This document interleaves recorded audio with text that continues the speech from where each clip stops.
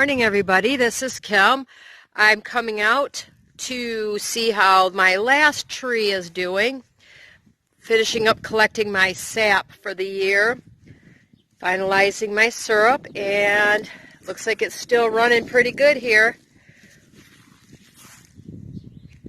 I've pulled the other taps. The other trees have pretty much stopped. Our temperatures are now, we jumped from 20 degrees Fahrenheit up to 60 overnight, and the other ones are done for the year. I'm going to probably, this will be the last day for this tree here. I don't like to overdo it. I still have another 25 gallons plus whatever this tree produces today to boil down. I'll show you really quick what I've got already. This is what I've got so far of my syrup. Let's see, 1, 2, 3, 4, 5 pints and a half. But I show you some of the trees that I've planted since I moved here for future fruit and nut production.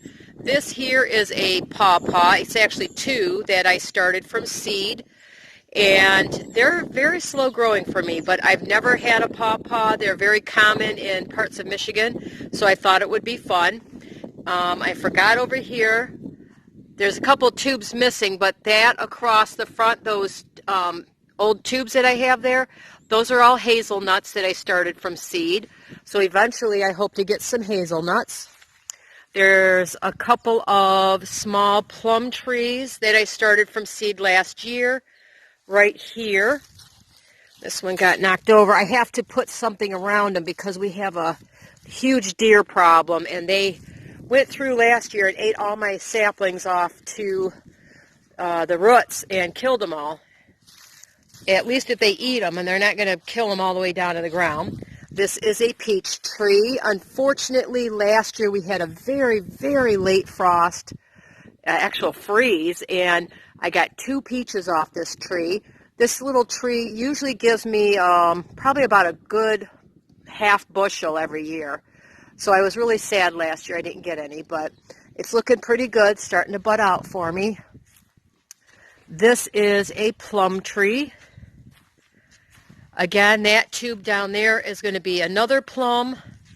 This is a cherry bush called Carmine Jewel, and I got probably about 20 pounds of cherries off it 2 years ago. Again, nothing last year because of the frost. 2 more plum trees that are going in here.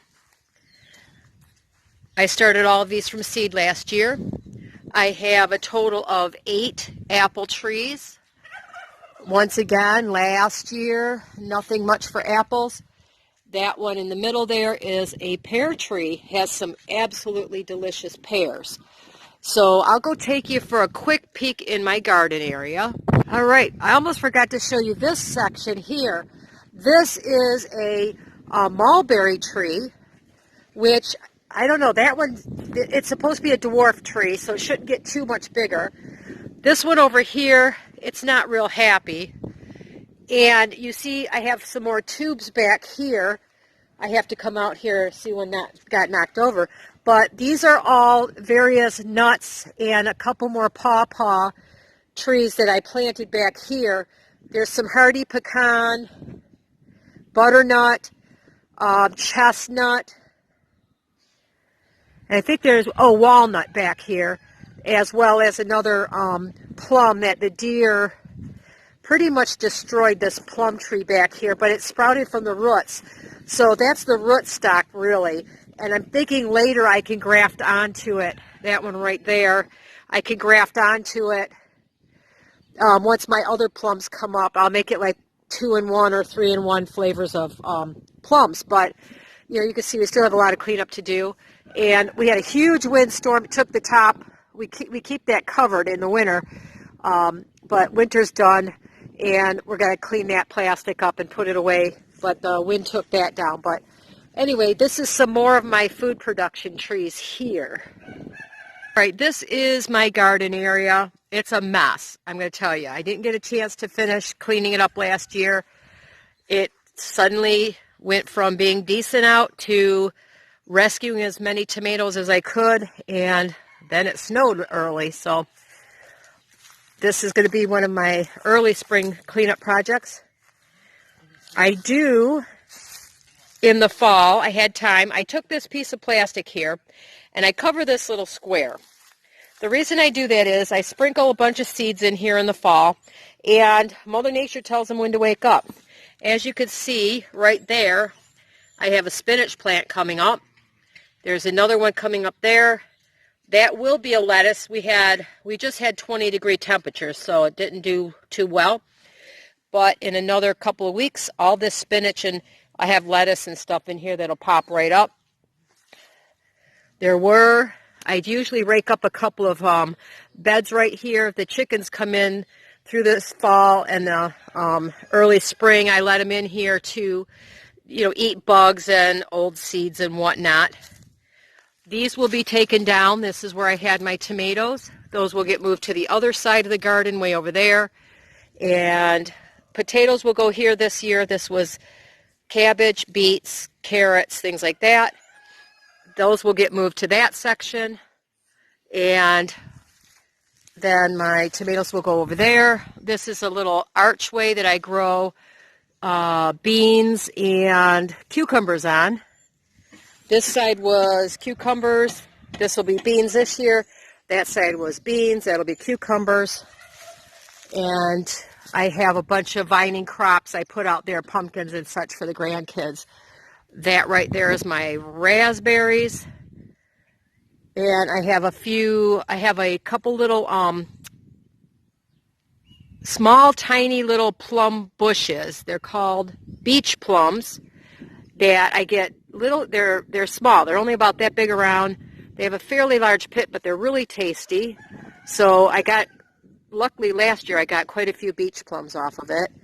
And otherwise I have flowers and asparagus and such right on the other side of that fence right there. I have to fence it off. It does keep some of the deer out, most of the deer, and more importantly, it keeps my chickens out from tearing everything up. So next I'll go show you what my project is, besides the syrup today, the other project I'm working on. All right, I'll introduce you to some of my animals. You could see my little piggies are out enjoying this beautiful 60-degree weather we're having. Getting a little sun. It looks like they're getting a little pink there. All right, what could be more fun in the spring than being a duck playing in the water? This is a little drainage area that we had dug. It happens to hold water very well. We have heavy clay here, and it floods back here pretty bad in the spring. So we dug this little sort of pond here. Works really well for the ducks. They love it. And it will hold water pretty much all year. But what it did was it helped us drain all of this, usually is standing water in the spring. So when we dug that, it keeps the water from pooling back here so the pigs can come outside. You see all 4 of them are out now. I woke them up, so now they're going to come out and enjoy some of the spring weather. All right, this is one of my turkeys. This is Girly. She has her own video elsewhere. But I have I have my turkeys. I have to admit, I love those crazy silly birds. This is Barry White. If you want to look back, there's a video where in negative 24-degree Fahrenheit temperatures, he was helping to hatch out some eggs. And we'll go show you what he helped do. Right, this is Betty. She's going to get upset here, but here's their baby. Uh-oh, come here, baby. Where you going? Uh-oh. Look at, this is one of their little babies. Barry helped hatch these guys out. I don't want to get her too upset, so we're going to put baby back. Okay, Betty. That's Mama Bird. That's Betty White. We're going to let her take care of her babies. I don't want to get her too upset. All right, we're going to keep her. We're going to let her be. She's getting too upset. This is one of my other turkey coops. This is Rex, the big guy there. That is Barry's one of his sons, the little white bird, and one of, I'll show you Bob's daughters. When you breed a white bird to a bourbon red, you get the standard bronze color here. As you can see, he's a gorgeous boy. And then we have Nova and the other girl here, but that's Rex. And I'll show you Bob and my other turkeys. They have to stay separated because turkeys are very territorial and they will fight no matter what. So we have to keep them separate. This is Bob. Beep. They want to come outside. That's Beep. These are bourbon reds. And that's one of Beep's daughters right back there. So we're going to go and let Betty settle down here. Right, here's some of my little bantam chickens, which are miniature chickens. That puffy guy right there, that's Puff Daddy. Him and Barry White, they fight something awful. And being that he's only 2 pounds, he's never going to win against a 20-pound turkey. So I have to keep them separated here. They get their little area here where the goats are. There's my girls. They're awake enough for you to say hello.